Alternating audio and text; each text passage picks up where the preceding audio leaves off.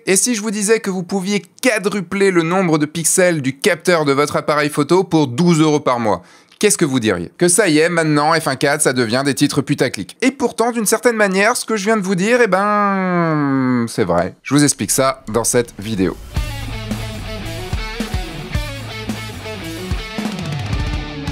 Bonjour, je suis Sébastien Roignan et vous êtes bien dans un nouvel épisode de F1.4. On reste sur Photoshop cette semaine pour vous montrer une mise à jour qui a eu il y a quelques mois, l'arrivée de la super résolution. Ouais, le nom claque quand même un petit peu. C'est arrivé sur Photoshop, je crois, vers mars 2021. Et là, ça vient d'arriver, là, il y a 2 semaines, donc début juin 2021, sur Lightroom. Alors, plutôt que vous expliquer là comme ça, on va aller directement sur Lightroom pour vous montrer. Donc, me voici sur Lightroom avec une photo que peut-être les plus anciens d'entre vous sur F1.4 connaissent, parce que ça a été l'objet d'une vidéo que vous pouvez retrouver par ici. Alors, je prends ce portrait, c'est un portrait qui a été pris donc au 5D Mark II, avec 5616 pixels par 3744. L'idée, c'est de doubler ça. Pour ça, je vais faire clic droit et accentuer. On arrive sur cette fenêtre-là, et donc elle est arrivée là depuis 2-3 semaines, et on voit ici super résolution. Donc on va utiliser la super résolution, durée estimée 2 secondes, on peut voir le avant-après juste en cliquant et en décliquant, avec accentuation, sans accentuation. Il faut se dire que là,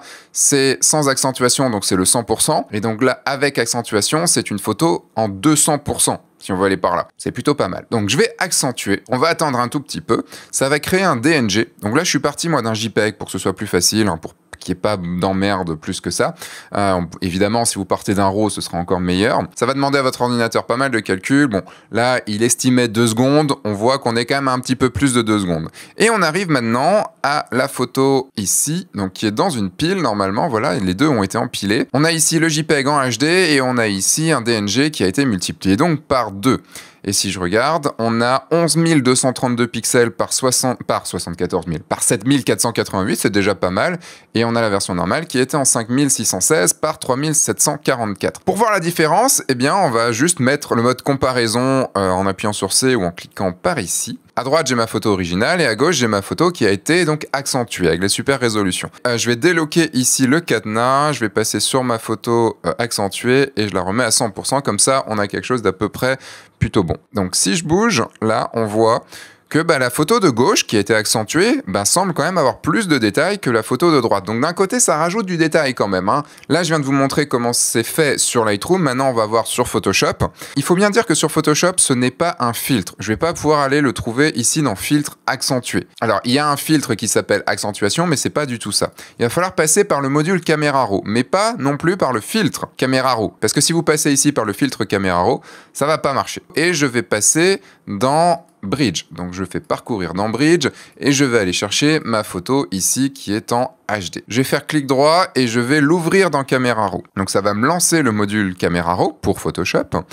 Et je vais faire un clic droit sur l'image ici, là sur la vignette en bas, et je vais faire accentuer. C'est la même chose que ce qui s'est passé sur Lightroom, puisque c'est évidemment la même façon de faire, le même algorithme, puisqu'on est sur Adobe. Je passe sur la photo accentuée et je peux l'ouvrir ici directement sur Photoshop. Et là, j'ai ma photo qui est ici, qui a été accentuée par rapport à ma photo d'origine que je vais ouvrir à côté et on va pouvoir comparer les deux. Ici, je vais passer en 200%, ici je passe en 100%, on peut voir la différence entre les deux. Ça se joue à pas grand chose, mais on a quand même d'un côté une photo qui est doublée en termes de pixels, même quadruplée en termes de pixels. Par contre, je me suis dit, là je vous ai montré comment ça se passait par rapport à une photo qui était en HD.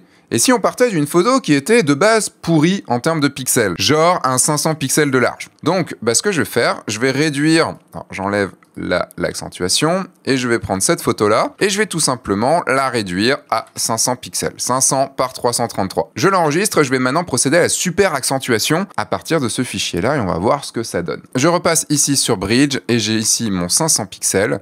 Je vais faire un clic droit, ouvrir dans Camera Raw et je vais faire clic droit, accentuer. Et donc là, je passe d'une photo qui est en 500 par 333 à une photo qui est en 1000 par 666. Alors je peux pas continuer, vous voyez, je peux pas continuer à l'accentuer. Photoshop va pas vouloir, je l'ai déjà fait une fois. Vous comprenez la méthode assez rapidement, je pense, pour pouvoir l'accentuer plusieurs fois. Il suffit de le faire une fois comme ça, après de réenregistrer. Je repasse ici sur Bridge et j'ai ma 500 pix 2 fois. Je vais ouvrir dans Camera Raw, je vais refaire accentuation et on va pouvoir le faire comme ça plein de fois d'affilée pour retrouver la résolution d'origine. 6.5 hours later. Alors, je l'ai fait jusqu'à 8 fois et je passe ici, donc j'ai ouvert les 4 fichiers et je vais pouvoir passer ici dans les 3 vignettes verticales. Donc j'ai ici ma photo d'origine. Donc je vais faire un zoom. Ici, j'ai le 500 pixels x2. Ici, j'ai le x4 et j'ai le 8x. On peut voir que la première version est quand même très pixelisée. La deuxième, on a quand même pas mal récupéré de... Je suis quand même à 1370% de zoom ici, à 736% de zoom, et là je suis à 394% de zoom, donc ça reste quand même très zoomé. Et on peut voir la différence, on a quand même récupéré du détail, on a un petit peu de détail, c'est pas oufissime, mais on a quand même récupéré du détail. On voit là quand même que c'est pas foufou dans les cheveux, ça c'est pas très très beau, mais quand même on a récupéré pas mal de détails. Ça c'est pour Photoshop. Il existe des logiciels qui sont payants ou gratuits pour pouvoir le faire.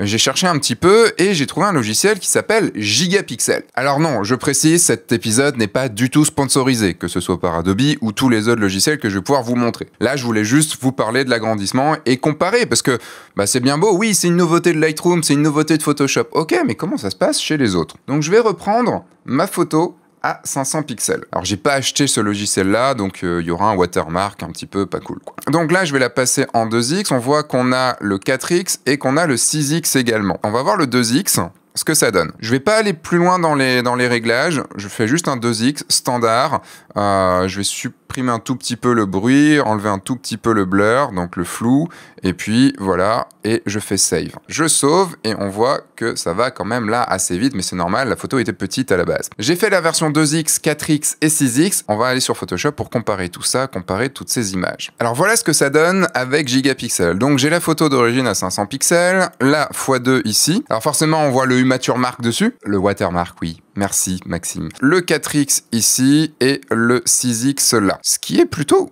assez correct, hein. On voit qu'on a récupéré pas mal de détails là dans le pull.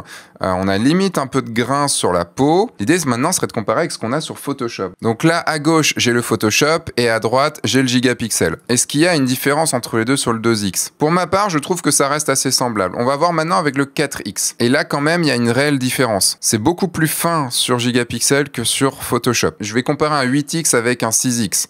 C'est pas forcément ce qu'il y a de mieux. On n'est pas loin de la même chose. Donc j'ai le 8x Photoshop à gauche et le 6x Photoshop et le 6 fois Gigapixel à droite. Et on voit quand même que c'est beaucoup plus fin sur Gigapixel que sur Photoshop. Donc là, Adobe, j'ai envie de vous dire, mais qu'est-ce que vous foutez, bordel? Les autres logiciels sont meilleurs que vous. Là-dessus, à partir du 4x et du 6x, le logiciel est bien meilleur. Bon, on va voir maintenant, parce que je me suis un petit peu renseigné, j'ai regardé quelques trucs à droite, à gauche. Il existe des applis sur internet pour augmenter la résolution de notre photo. Alors j'ai cherché un petit peu, j'ai regardé, j'en ai comparé quelques-uns, pas tous, mais j'ai regardé ce qui était plutôt bon. Alors j'ai cherché, j'ai sélectionné 2 sites, let'senhance.io et zero.com. Donc là, je vais faire pareil avec ces deux-là. Bon, je vais pas forcément vous montrer toute la manip, hein. Pour avoir plus grand, il faut enlever le Smart Enhance.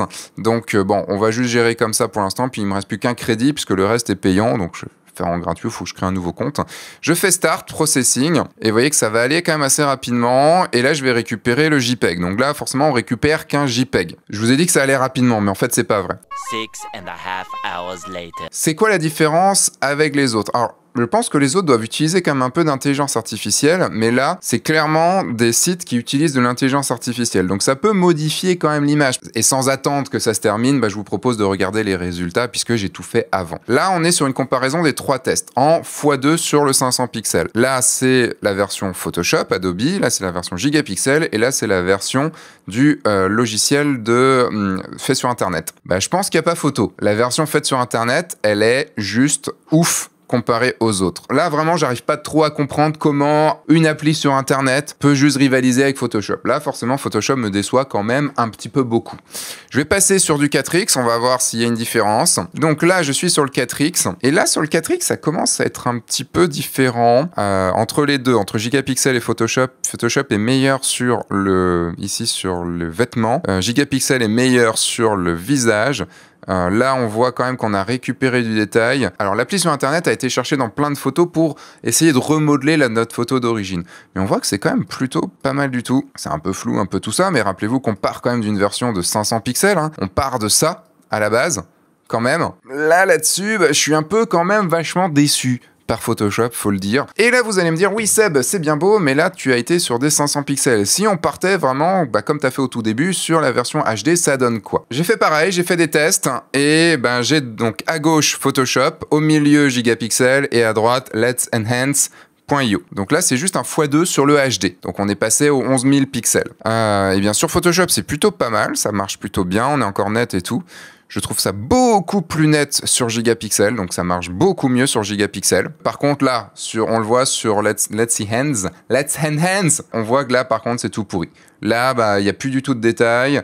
Dans les cheveux, il y a du détail, mais dans la peau, non, ça marche plus du tout. Là, pour moi, le gagnant, c'est Gigapixel. Et donc, si je reprends ma proposition putaclic du tout début, c'est-à-dire quadrupler les pixels du capteur de votre appareil photo pour 12 € par mois, eh bien, je vous ai menti. Je vous ai menti parce que, là, avec les tests, c'est Gigapixel, et Gigapixel est à 100 € par an, donc ça veut dire 10 € par mois, enfin 9,90 € par mois. Donc en fait, c'est encore meilleur que ce que je vous ai dit au tout début, mais c'est toujours moins cher que d'attendre un appareil photo avec 4 fois plus de pixels. Voilà, j'ai fait les tests, à vous de voir, à vous de faire votre propre opinion, allez regarder, vous savez maintenant comment faire. Je sais pas si je vais me laisser tenter par Gigapixel ou pas, c'est possible parce que je suis pas à la course aux pixels, je pense pas que ce soit très important d'avoir plein de pixels, mais genre pour des agrandissements, c'est quelque chose qui moi va pouvoir beaucoup me servir pour des mises en scène Photoshop, où je dois prendre certains objets en photo, les me rendre plus grands et donc rajouter de la définition dessus, rajouter du pixel dessus, du détail. J'espère que cette vidéo vous aura plu. Réagissez dans les commentaires si vous connaissez d'autres techniques comme ça de super résolution pour pouvoir augmenter la taille de votre photo. Et j'ai envie de vous dire maintenant de faire attention quand vous mettez des photos en très basse résolution sur votre site, puisque même en très basse résolution,